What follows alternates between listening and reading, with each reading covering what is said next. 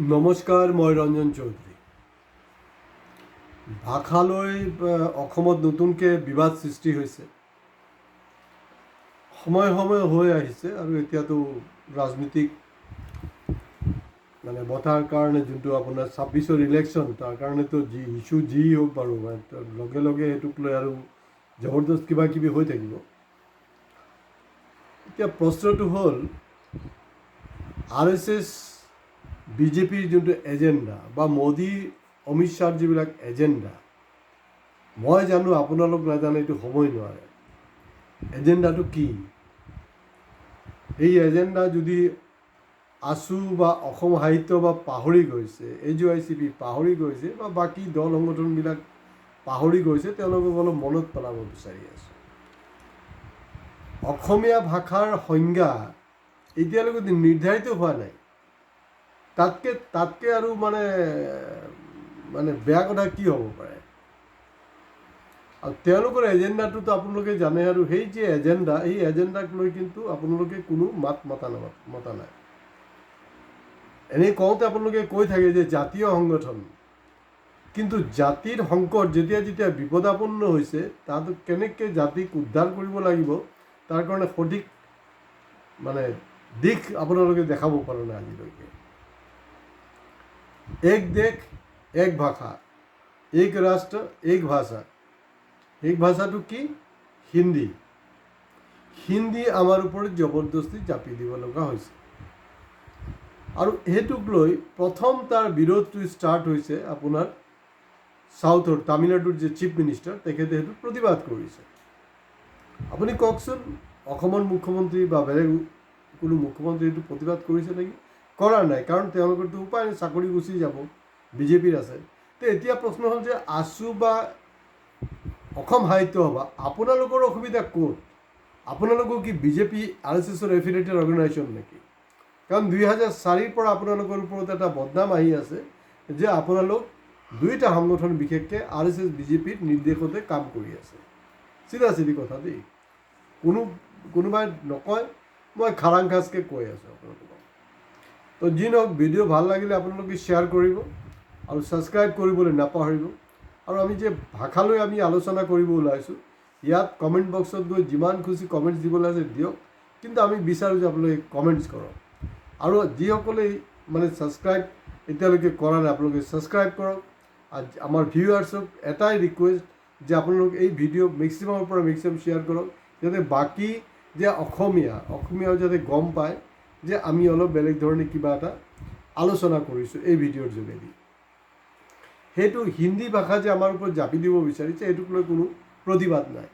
আজি জানেনে,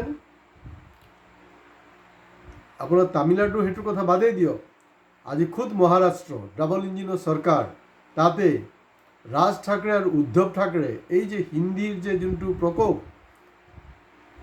স্বেচ্ছাচাৰিতা চলাব বিচাৰি আছে তেওঁলোকে কিন্তু দুই ভাই ককাই ইমান দিন যি বিবাদ আছিলে, ৰাজনৈতিক বিবাদ বা যি বিবাদ আছিলে, তেওঁলোক এই ভাষাৰ ক্ষেত্ৰত তেওঁলোকে কোনো কম্প্ৰমাইজ নকৰে। আৰু এক দেশ এক ভাষাৰ যি কাৰবাৰ মহাৰাষ্ট্ৰতো ষ্টাৰ্ট কৰিব লৈছে, তাৰ কাৰণে সেইটো এটা ইণ্টাৰেষ্টিং ঘটনা। তাহাঁতি দুটা কিন্তু ভাই ককাই, যিটো আজি 18 বছৰ হাপে নেউলে এটা সম্পৰ্ক আছিলে, তাহাঁতৰো পুনৰ মিলন হৈছে।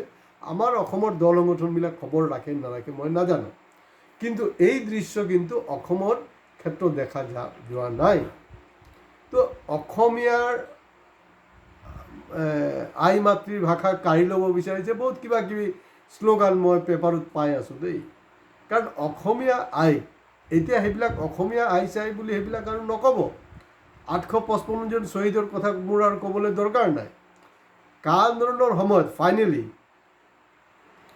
অসম আন্দোলন বাৰু বাদেই দিছোঁ, কা আন্দোলনৰ সময়ত এই সাহিত্য সভাই হওক বা আছুই হওক বা বাকী যে এইবিলাক সংগঠন আছে, তেওঁলোকে ইতিমধ্যে অসমক বিক্ৰী কৰিছেই ভাৰত ৰাষ্ট্ৰৰ ওচৰতে, নদী স্বীকাৰ কৰিছে, আকৌ কি দামভালি মাৰি আছে, এইচব কৈতো লাভ নাই। এতিয়া কথাটো হ'ল যে যিবিলাক অসমীয়াবিলাকক আপুনি আদিৰত ল'বৰ কাৰণে, বৃহত্তৰ অসমীয়া জাতি গঠনৰ প্ৰক্ৰিয়াত তেওঁলোকক চামিল কৰাৰ কাৰণে অসম সাহিত্য সভা বা আছু তেনেকুৱা কোনো ৰেকৰ্ড আছে নে নাই? বেছি নহয় কমেণ্ট বক্সত গৈ মই আজিৰ এই ভিডিঅ'ৰ যোগেদি প্ৰত্যাহ্বান জনাইছোঁ আছুৰ নেতৃত্ব আৰু সাহিত্য সভাৰ সভাপতি ডাঙৰীয়াক, আপোনালোকে সেইটোত কমেণ্টছ কৰক। যদি কমেণ্টছ নকৰে তেতিয়াহ'লে এই চব মানে বোকা চিটোৱা ৰাজনীতি আপোনালোকে নকৰিব। তাৰমানে এই যে এটা যে মানে আপোনালোকৰ ওপৰত যে এটা মানে হেৰি আহিছে, ব্লেম এটা আহিছে, কথাটোতো সঁচা, কথাটো মিছা নহয়। কাৰণ মোদীয়ে কি হৈছিলে যে এটা হ'লগৈ হেৰিৰ ক্ৰনলজি, অমিত শ্বাহ আৰু আমাৰ প্ৰধানমন্ত্ৰী ডাঙৰীয়া মোদীয়ে কি কৈছিলে, কাপড়ে সে পহচানা যা सकता है। আৰে এই যে অনৈক্যৰ মাজত ঐক্য আমাৰ দেশ, তাত কৈ আছে যে কাপড়ে সে পহচানা যাতা है। তাৰমানে আপোনালোকে মোদী আৰু শ্বাহৰ লেংগুৱেজে কথা পাতি আছে, এই দুটা লেংগুৱেজতে কথা পাতি আছে। অসমৰ যে চাহ জনগোষ্ঠী আছে, বিশেষকৈ ব্ৰহ্মপুত্ৰ ভেলীত যিবিলাক হেৰি আছে আমাৰ চাহ জনগোষ্ঠী মানুহ, তেওঁলোকে নিজৰ মাদাৰ টাং অসমীয়া বুলি লিখিছে। আপোনালোক জানেনে বা আপোনালোকে খবৰ লৈছেনে বৰাক ভেলীৰ চাহ জনগোষ্ঠীৰ মানুহ তাহাঁতি মাদাৰ টাং কি বুলি লিখিছে? তাহাঁতি লিখিছে বেংগলী। কোনো প্ৰতিবাদ আছেনে, কোনো মানে অসুবিধা আছে নেকি? আৰু ভাষালৈ সেইটো কাৰণে মই কৈ আছোঁ যে আপোনালোকে কথা নাপাতিব, কাৰণ আপোনালোকৰ পৰিয়ালৰ ল'ৰা ছোৱালী আত্মীয় স্বজন যি আছে চব ইংলিছ মিডিয়ামত পঢ়ি আছে। আৰু সেই ভাষা আৰু সাহিত্য বা কি হৈছে, মাজতো দেখিছোঁ কোনোবা যে আছিলে, তেওঁ মাজে সময়ত একদম কলা ৰং চং মানে লৈ ওলাই যায় ৰাস্তাত, এই ক'ৰবাত এই ৰঙাক মানে অসমীয়া য'ত লিখা নাই সেইটো মাৰি দিছে। আজি ইংলিছ মাধ্যমৰ যি স্কুল, তাৰ গ্ৰ'থ হৈছে না অসমীয়া মাধ্যমৰ স্কুলৰ গ্ৰ'থ হৈছে, না অসমীয়া মাধ্যমৰ স্কুল দিনে দিনে বন্ধ হ'বলৈ গৈ আছে। সেইটোক লৈ মাত মাতিছেনে আপোনালোকে? প্ৰাইভেটাইজেশ্যনৰ এগেইনষ্টত আপোনালোকে মাত মাতিছে? নাই মতা।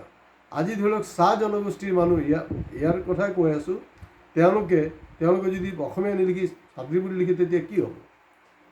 আৰু যেতিয়া এই মানুহবিলাক আপোনালোকে মানে আপোনালোকে ধৰি লৈছে যে না এই মানুহবিলাক বাংলাদেশী, তাৰমানে সেই মোদী যোনটো ভাষাত কথা পাতি আছে কাপড়ে সে পহচানা, এই মানে কাপড়ে সে পহচানৰ নিচিনা, যেতিয়া তেওঁলোকৰ ওপৰত অমানৱীয়ভাৱে উচ্ছেদ হৈছে, সুপ্ৰিম কোৰ্টৰ ভাৰ্ডিক্ট ভায়লেশ্যন হৈ আছে, তেতিয়া আছু সাহিত্য বা আপোনালোকে তাত গৈ তেওঁলোকৰ খা খবৰ লৈছেনে? হয়, অখিলুদ্দিন গম পাইছে ন? অখিল গগৈ আকৌ এতিয়াতো তেওঁ নতুনকৈ অখিলুদ্দিন বুলি মোৰ ইউটিউব চেনেলতো মই দেখিছোঁ। মই ভাল পাইছোঁ যে নতুন এটা আসন নামাকৰণ দি দিলে, অখিল গগৈৰ অখিলুদ্দিন। তেওঁ গৈ তাত পাইছে, তেওঁ তাত ৰাজনীতি কৰি আছে। এতিয়া আৰু এটা ডাঙৰ প্ৰশ্ন হ'ল যে কালি এক দেশ এক ভাষা, সেই কথাটো যদি ধৰি লওক এতিয়া তাহাঁতি কৈ আছে যে বাংলাটো আমি মাদাৰ টাং হিচাপে ল'ম। এতিয়া আপুনি কওকচোন বাৰু, কালি যদি তেওঁলোকে কৈ দিয়ে নাই অমিত শ্বাহ জিন্দাবাদ, মোদী জিন্দাবাদ, হিন্দী আমি হেৰি কৰিম, তেতিয়া আপোনালোকৰ কি অৱস্থা হ'ব? আৰু অসমীয়া কি ইমান মানে হেৰি পৰি যোৱাৰ, আৰু আজি গোটেই অসমীয়া জাতিৰ যে সংকট, ভাষাৰ যে এই অৱস্থা, তাৰ কাৰণে জগৰীয়া কোন হয়? এই বাংলাদেশী নেকি? আৰু আপোনালোকে কেনেকৈ ধৰি লৈছে যে এইকেইটা বাংলাদেশী হয়? আৰু যি হিন্দু বেংগলীবিলাক খুব নাচি আছে দেই, তেওঁলোকে খুব মজা পাই থাকে যেতিয়া এই ধৰণৰ কাৰবাৰটো হৈ থাকে, খুব নাচি আছে। কাৰণ তেওঁলোকতো আপোনাৰ বিজেপি চলিড ভোট বেংক, খুব নাচি আছে। কিন্তু আপোনালোকে নাজানে, আপোনাৰ কাৰণ কোনো ষ্টাডি নে পঢ়া শুনা নকৰে। মুখ্যমন্ত্ৰী হিমন্ত বিশ্ব শৰ্মা ডাঙৰীয়া কি বুলি কৈছে? তেখেতে কৈছে, কেটাগৰিকেলি কৈছে যে হয়, কোনোবাই যদি মাদাৰ টাং বাংলা বুলি লিখে তেতিয়াহ'লে আমাৰ কাৰণে সুবিধা হ'ব বাংলাদেশী বিচাৰি ওলাবলৈ। এতিয়া এই যে খুব নাচি থকা যিবিলাক হিন্দু বঙালী আছে অসমৰ, তেওঁলোকৰ যে সেইটো কোপত নপৰিব তাৰ কোনো গেৰেণ্টি আছেনে? কাৰণ তেওঁলোকতো মাদাৰ টাং বাংলা বুলি লিখে। আৰু NRCৰ সময়তো দেখা গ'ল যে হিন্দু বাঙালীৰ সংখ্যাৰ বেছি এই ভিক্টিমৰ ক্ষেত্ৰত, খুব নাচি থকাখিনি, মুছলমানৰ সংখ্যাটো কম। যদি কাৰোবাৰ ডকুমেণ্টছ আছে, চব বস্তু আছে, তেতিয়াহ'লে আপুনি ড্ৰেছৰ ওপৰত ভিত্তি কৰিতো ক'ব নোৱাৰে নহয়। আজি এই যে মিচিং জনগোষ্ঠী মানুহ আছে, মিচিং যে আছে মানুহবিলাক, যেতিয়া তেওঁলোকক উচ্ছেদিত হৈছে বানপানীত, মানে সৰ্বশান্ত, আজি প্ৰায় 30 বছৰ যাবত তাহাঁতি সংকটত আছে, এই আমাৰ অসমীয়াৰ তথাকথিত যে দল সংগঠন তাহাঁতি গৈ তাত কিবা ৰিলিফ কেম্প ৰিলিফ দিছেনে বা তেওঁলোকৰ কষ্টত সমবেদনা জ্ঞাপন কৰিছেনে? আৰু সাহিত্য সভাৰ মুৰব্বী সভাপতি ডাঙৰীয়া আছোঁ, আপোনালোকক কৈছোঁ, যেতিয়া ৰসৰাজৰ মূৰ্তি তাৰ পৰা আঁতৰাই ল'ল, আপোনালোকৰ কোনো ষ্টেটমেণ্ট আছেনে? কোনো প্ৰতিবাদ আছে নহয়? কোনো নাই। এতিয়া অম্বিকাগিৰি ৰায়চৌধুৰী কি মানুহ হয়? কি মানুহ? তেওঁ কি মানে ন অসমীয়া বুলি ক'ব না বেংগলী বুলি ক'ব? জ্যোতিপ্ৰসাদ আগৰৱাল তেখেতক কি ন অসমীয়া বুলি ক'ব আপোনালোকৰ সংজ্ঞামতে? কওকচোন বাৰু। আপোনালোক ক'ব যে নাই অসমীয়া। আৰু এনেকুৱাই যদি হয় তেতিয়াহ'লে অসমত বসবাস কৰা যে মাৰোৱাৰী আছে, বিহাৰী মানুহ আছে, তেওঁলোককো আপুনি সকিয়নি দিব লাগে যে নাই আপোনাৰ মাদাৰ টাং আপুনি ইয়াত থাকিবলৈ হ'লে দিয়ক, তাত অসমীয়া বুলি লিখিব লাগিব। আপোনালোকে এই ধৃষ্টতা দেখাব পাৰিবনে? ধৃষ্টতা দেখাব নোৱাৰে, কাৰণ তেওঁলোক বেপাৰী হয়, তেওঁলোক ভোট বেংক হয়। অকল এই যে হিন্দু বঙালী কিছু আছে খুব জ্ঞানী বুলি ভাবি থাকে নিজকে। এটা সময়ততো জ্ঞানী আছিলে, বুদ্ধি আছিলে, কাৰণ পুঠি মাছ খাইছিলে, এতিয়াতো নোখোৱা হ'ল। চবতো অন্ধ্ৰৰ চালানী মাছ খাই থাকে আৰু অলি গলিত বহি গুটখা খায়, বেছি বুদ্ধি ফাল্টু গপচপ মাৰি থাকে।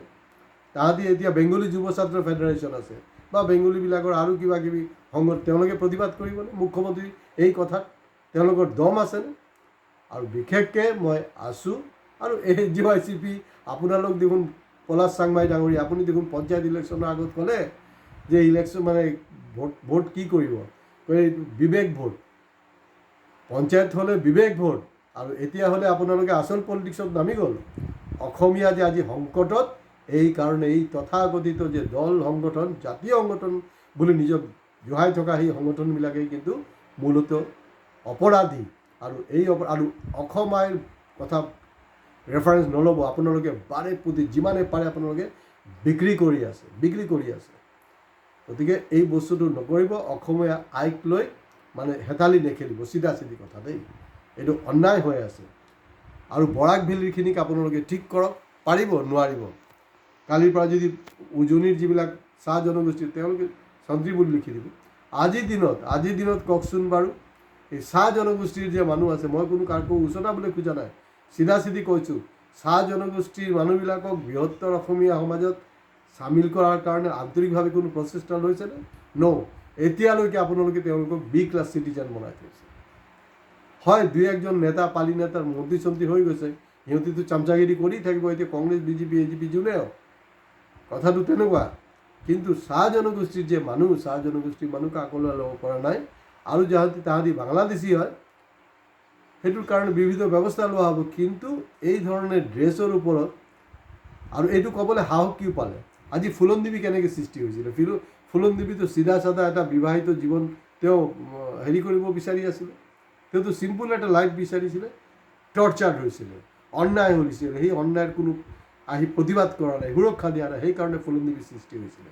তো গতিকে এই যে আজি ধৰি লওক, মই আমচুৰ যি নেতাই এই ধৰণৰ এটা দাবী কৰিলে যে আমি নতুন হেৰিত বাংলা বুলি লিখিম, তো সিহঁতৰ ওচৰত মানে ইমান কাকুতি মিনতি কৰিবলৈ কি আছে? কৰজোৰ কৰিবলৈ কি দৰকাৰ আছে? দৰকাৰ নাই নহয়। আপোনালোকে শপত লওক যে না, আমাৰ ল'ৰা ছোৱালী ইংলিছ মিডিয়ামত নপঢ়িব, ভাৰত ৰাষ্ট্ৰত চামচাগিৰি নকৰিব, তেনেকুৱা ৰিজলিউশ্যন লওক, তেতিয়াহে আপোনাৰ বাচিব।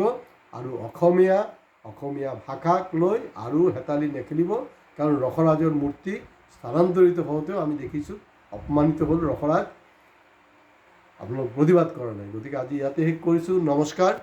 ভিডিঅ' নিশ্চয় শ্বেয়াৰ কৰিব, লাইক কৰিব আৰু কমেণ্ট বক্সত গৈ কমেণ্টছ কৰিব। হয়, ছাবস্ক্ৰাইব কৰিবলৈ প্লিজ নাপাহৰিব।